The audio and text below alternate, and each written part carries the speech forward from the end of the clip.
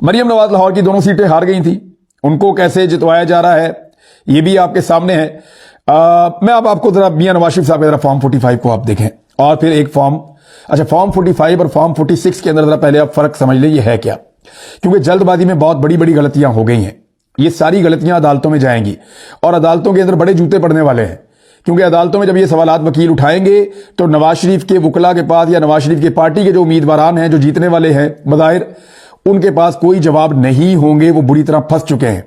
कैसे फंसे हैं देखें, मैं आपको बताता हूं। वो ऐसे फंसे हैं कि फॉर्म 45 होता है एक पोलिंग स्टेशन का, फॉर्म 47 होता है पूरे हलके का।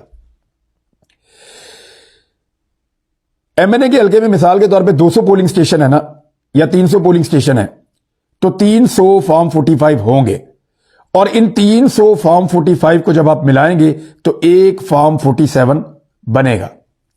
इसको जरा आप अच्छी तरह समझ लें ताकि हर पाकिस्तानी को समझ आ जाए कि उनके साथ दाव लगाया क्या गया है। आपको समझ आ जाएगी कि एक्चुअली हुआ क्या है आपके साथ, पाकिस्तान के साथ क्या हुआ है। फिर सुन लें, फॉर्म 45 हर पोलिंग स्टेशन से एक निकलता है। अगर 300 पोलिंग स्टेशन है तो 300 फॉर्म 45 हैं। फॉर्म 47 आरओ के दफ्तर से एक निकलता है और इसके अंदर तमाम फॉर्म 45 का जो नतीजा होता है उसको इकट्ठा करके जमा करके लिख दिया जाता है। तो इसको कहते हैं फॉर्म 47, ये हतमी नतीजा होता है। अब नवाज शरीफ के हलके का मैं सिर्फ एक आपको फॉर्म 45 पढ़ के सुना रहा हूं, सिर्फ एक फॉर्म 45। ये फॉर्म 45 क्या कह रहा है कि यास्मीन राशिद साहिबा ने 440 वोट लिए हैं और नवाज शरीफ साहब ने जो हैं वो 217 वोट लिए हैं।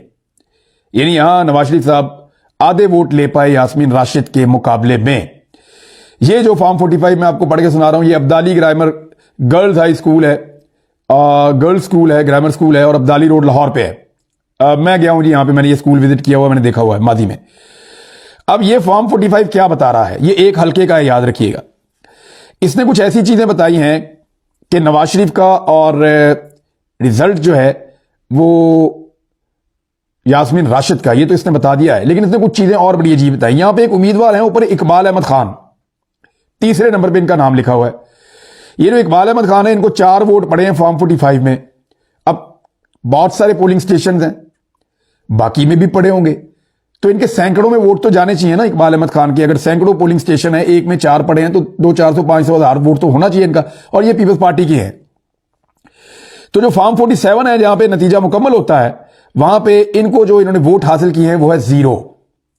यानी वो आदमी जो पीपल्स पार्टी के टिकट से इलेक्शन लड़ा, उसने अपने आप को वोट नहीं डाला, या उसको किसी ने भी वोट नहीं डाला, उसका जिसने दफ्तर खोला उसने भी वोट नहीं डाला। हत्ता कि यहां तक मामला हो गया कि उसको वोट ही कोई नहीं पड़ा, और जो वोट उसको फॉर्म 45 के अंदर पड़े हैं वो भी फॉर्म 47 जहां पे मुकम्मल रिजल्ट कंपाइल हुआ वहां पे वो भी गिनती के अंदर शामिल नहीं किया गया। एक और उम्मीदवार मैं आपको बताता हूं, ये हैं जी हसनैन अहमद शहजाद, इनको 1 वोट पड़ा है। मैं एक एक वोट भी आपको इसलिए बता रहा हूं, आपको मजा आएगा थोड़ा सुन के।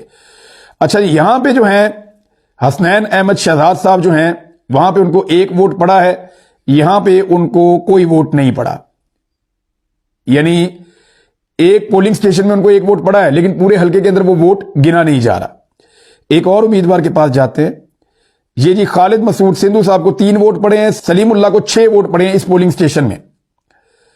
यानी खालिद मसूद सिंधु 3 वोट, सलीमुल्लाह 6 वोट इस एक पोलिंग स्टेशन में।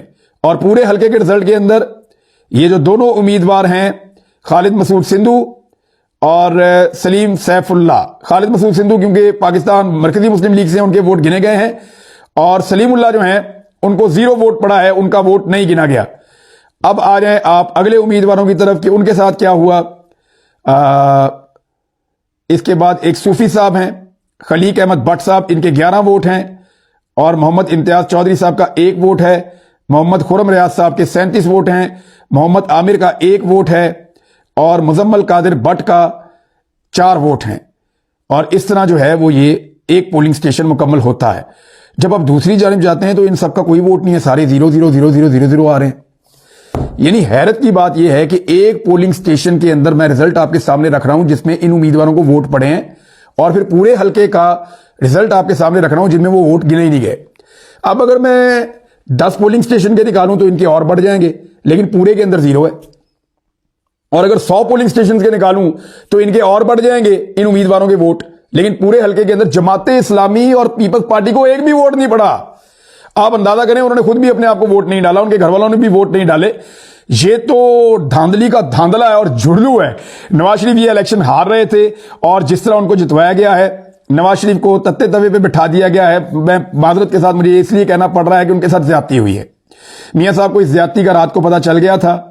मियां साहब तजर्बाकार सियासतदान है, उन्हें पता है कि उनको ये कहा जा रहा है कि गंद का टोकरा अपने सर पे आप रखें और फिर शेरवानी पहन लें या पहना दें किसी को, लेकिन कचरे का टोकरा आपको उठाना पड़ेगा और आपको बदबूदार फुजले के ऊपर, निजाम के फुजले पे आपको बैठना पड़ेगा, जैसे कि तारिक मतीन साहब कहते हैं। तो मियां साहब के जो नुमाइंदगान वहां मौजूद थे इस्लामाबाद में, उन्होंने ये कबूल किया और कबूल करने के बाद मियां साहब को यह गंदा रिजल्ट दिया गया। इस रिजल्ट के मुताबिक मियां नवाज शरीफ साहब की जीत अदालत के अंदर ठहर नहीं पाएगी। अगर अदालत में थोड़ा सा भी इंसाफ हुआ तो